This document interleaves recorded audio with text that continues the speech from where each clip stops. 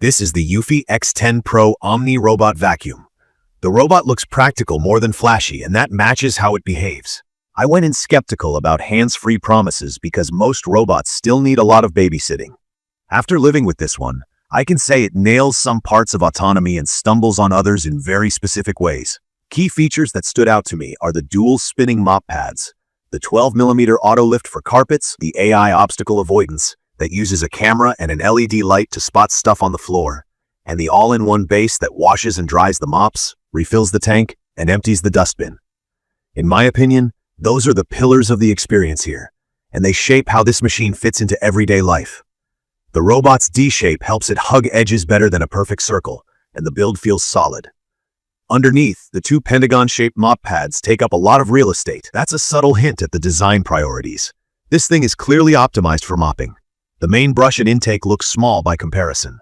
On top is the LiDAR turret, which is a spinning laser that helps it map rooms quickly and drive in straight lines without bumping around. The base station is big. Think small trash bin big, with exposed clean and dirty water tanks. I needed real clearance on both sides and plenty of open space in front so I could lift the tanks out comfortably. The station's tray has bumps that scrub the pads during washing, and it blasts 45 degrees, 130 degrees heated air after to keep smells away. Practical and effective, not particularly pretty. The clean tank is 3 liters, the dirty tank is about 2.7 liters, and the dust bag is 2.5 liters. The bag lasted me close to 2 months before I swapped it. Setup was refreshingly simple.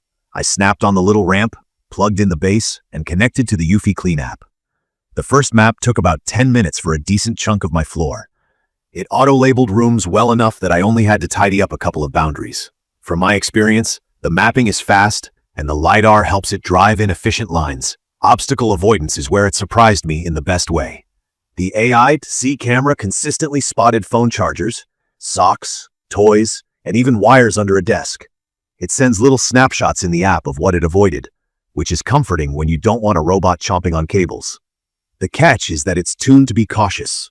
It gives chair legs and tight spots more space than I'd like, and that can leave a faint ring of dust around bases if the room is tidy. I turned AI detection off in a few clear rooms to let it drive closer, then turned it back on in messy areas. Great tool, but it requires some judgment. Mopping is the star. The MopMaster 2.0 pads spin at high speed and press down with about a kilogram of force. That pressure and rotation actually scrub. Dried coffee and sticky juice spots came off without me pre-spraying the floor. It also has an edge-hugging mopping mode where it slows down and kind of wiggles along the baseboard so the pads reach closer. That works, but it takes more time and battery. I set water usage by room and told it to wash the pads every 20 minutes. The 12mm pad lift kept my medium pile rug dry during a mixed vacuum and mop run, which is exactly what I hoped for. Vacuuming is where this machine is split. On carpets, it's strong.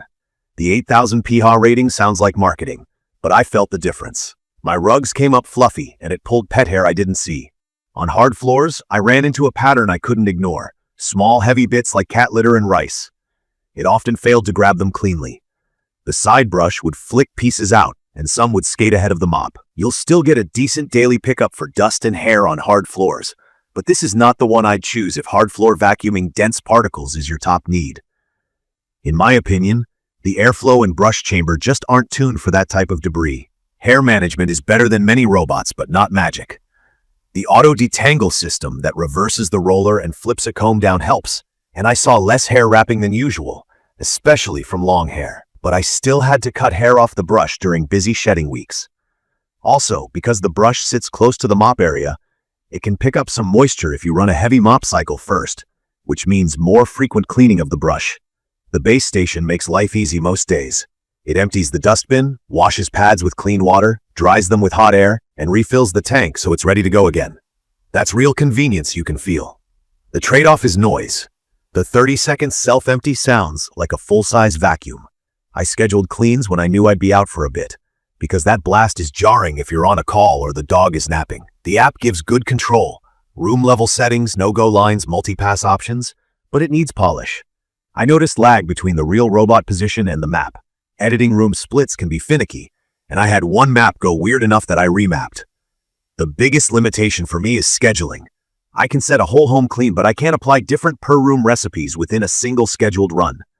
If I want the robot to do 2 strong passes on the bedroom carpet and a single high water mop in the kitchen in one automated schedule, that's not straightforward.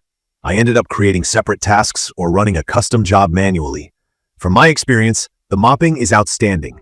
It's the first robot I've used that makes my floors feel hand-mopped, not just wiped. The AI obstacle detection actually saves runs in chaotic rooms. The base station's wash and dry keeps odors away, which is huge if you've dealt with musty mop pads before. On carpets, the suction and agitation get deep dirt without me dragging out a stick vac. Battery life was enough to do my main level in one shot, close to the claimed 173 minutes on lighter settings. Voice control through Alexa and Google worked fine for simple starts and pauses. Key features that matter day to day: auto pad lift on rugs, heated drying, and reliable room mapping make this feel like a step toward true set and forget, even if it's not fully there. In my opinion, the weak spot is hard floor pickup of dense debris. If your daily mess is cat litter scatter or rice around a high chair, you'll notice the misses. The base is also bulky, and the emptying cycle is loud enough that scheduling becomes part of the routine. It's perfect for homes with mostly hard flooring that need real scrubbing power and want less manual mopping. If you've got kids or pets and clutter is a fact of life, the AI avoidance helps the robot finish the job instead of getting stuck. I'd recommend this for people who can give the station some space, don't mind scheduling around the emptying noise, and care more about spotless mopping and solid carpet cleaning than about perfect hard floor pickup of heavy crumbs. In conclusion, the eufy X10 Pro Omni is a specialist.